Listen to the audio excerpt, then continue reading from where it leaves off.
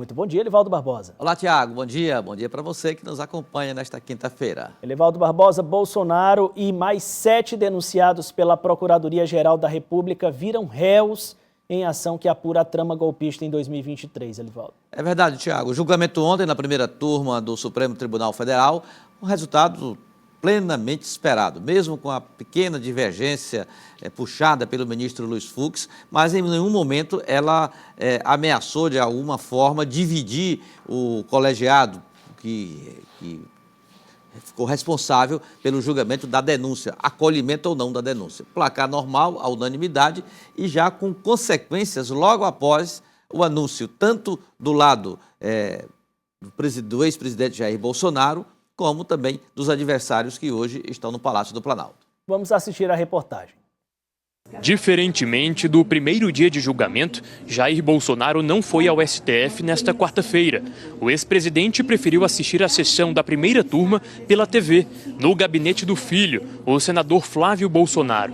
No Senado, fez uma oração com aliados à espera da decisão dos ministros. Então, Deus, nós confiamos que as nossas orações não têm sido em vão. Instantes depois de se tornar réu, Bolsonaro fez uma declaração extensa a jornalistas, sem abrir espaço para perguntas. Parece que tem algo pessoal contra mim.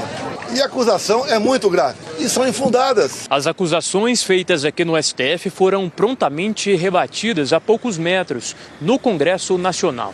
Jair Bolsonaro negou, por exemplo, ter mobilizado manifestações golpistas enquanto esteve no poder.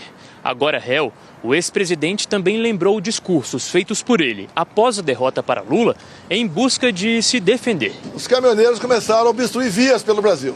Eu fiz um vídeo pedindo para que eles se desmobilizassem. Eu não tinha intenção nenhuma em parar o Brasil. Outro ponto atacado por Bolsonaro foi a redação da minuta do golpe, decreto que teria sido redigido e editado pelo ex-presidente para uma intervenção das Forças Armadas no Tribunal Superior Eleitoral. Golpe não tem lei, não tem norma. Golpe tem conspiração com a imprensa, com o parlamento, setor do Poder Judiciário, setor da economia, fora do Brasil. Forças Armadas em primeiro lugar. Sociedade, empresários, agricultores. Aí você começa a gestar um hipotético golpe.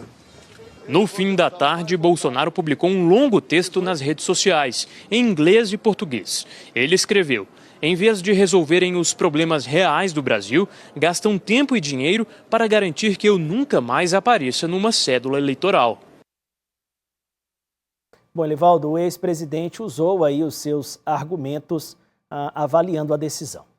É verdade, Tiago, e não poderia ser diferente. Veja que é uma ação que tramita agora no Supremo Tribunal Federal com uma ação penal, que tem como réus o ex-presidente Jair Bolsonaro e mais 7 denunciados, e agora da mesma condição do ex-presidente, mas a repercussão é do ex-presidente Bolsonaro. Por quê? Porque já na decisão, na consequência imediata da decisão, a repercussão já foi política, no Brasil e fora do país. É repercussão internacional por se tratar do principal líder de oposição do país, que se encontra agora numa situação embaraçosa. E o primeiro teste de Bolsonaro já será no dia 6 de abril, no ato que já está sendo convocado para São Paulo, na Avenida Paulista, em que ele pretende deflagrar, a partir daí, uma reação no sentido de mobilizar a militância aliada ali mais próxima e tentar ver exatamente as possibilidades de, a partir daí, consolidar um caminho ou pavimentar um caminho competitivo do grupo liderado ou da direita mais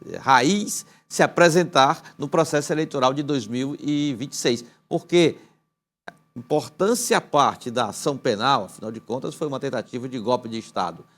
Importante a ação, a decisão será importante também, mas a consequência maior será na política, na disputa do ano que vem. E há um direcionamento de que esse processo seja julgado ainda esse ano, Elivaldo, justamente para não contaminar a campanha do ano que vem, né? É o que juristas, lideranças políticas e até mesmo setores lá do Supremo Tribunal Federal avaliam. As opiniões caminham para isso. Quanto mais demorar, mais a influência política ganha espaço em torno dessa questão. Por isso, essa tendência de definição ainda este ano. Elivaldo, vamos mudar de assunto. O presidente nacional do PDT quer o partido com chapas proporcionais no Piauí.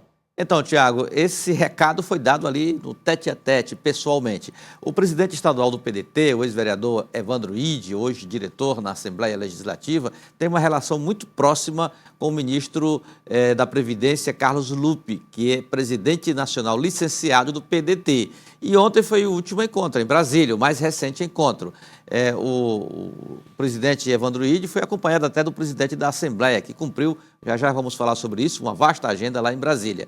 E aí, no encontro anterior com Carlos Lupe, a foto anterior, isso aí já é a sequência, lá Evandro Ide ouviu de Carlos Lupe essa orientação nacional para o PDT aqui no estado do Piauí. Primeiro, no plano mais geral, o reforço à aliança no campo do centro-esquerda, da base aliada ao presidente Lula e aqui no Piauí, base aliada ao governador Rafael Fonteles. Agora, um detalhe, o PDT não abre mão, está determinado a formar chapas proporcionais, deputado estadual e principalmente, dessa é o que eu percebo, o PDT parece não abrir mão de candidatos à Câmara Federal.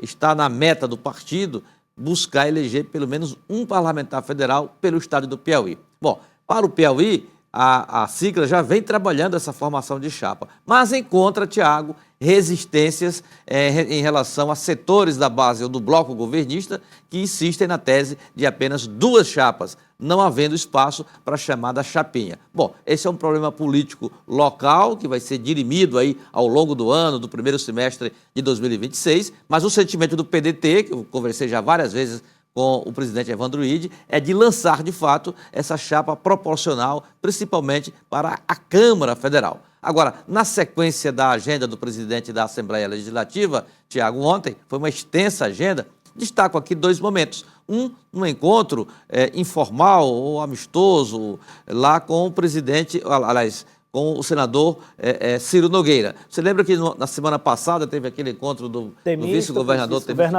e deu uma repercussão danada, todo mundo perguntou, é o vice-governador, seria o setor do MDB se aproximando da oposição, nesse diálogo muito ali próximo com o senador Ciro Nogueira. Pois bem, ontem o deputado Severo Olário também foi ao gabinete do senador Ciro Nogueira, lá em Brasília. Então já seria o segundo MDBista forte, de peso, influente, chefe de um poder, a conversar com o líder oposicionista. Severo Olário explicou, foi uma agenda que ele cumpriu vasta lá na capital federal. Conversou informalmente, amistosamente com Ciro Nogueira, mas sem nenhum vínculo político em relação a compromissos para 2026. Reafirmou o compromisso que defende do MDB, que é de caminhar ao lado do governador Rafael Fonteles e do seu bloco. Tanto é que, na sequência, Severo Olário também teve um compromisso com o senador Marcelo Castro, que é o presidente estadual do MDB, e lá em Brasília buscou intercâmbio ou contato no Ministério dos Transportes e no DENIT, numa demanda mais regionalizada lá na região de Picos, em que Severo Olário defende investimentos mais acelerados do governo federal na estrutura viária da região, principalmente na parte urbana da BR-316, uma rodovia federal que corta praticamente o centro da cidade de Picos. Elivaldo Barbosa, falando em 2026, você conversou com o Fábio Novo, que está em campanha para a presidência do PT, mas sobre estratégia eleitoral mesmo, para 26, ele é mais comedido ao falar. Ele adota aquela máxima, primeiro as coisas primeiras.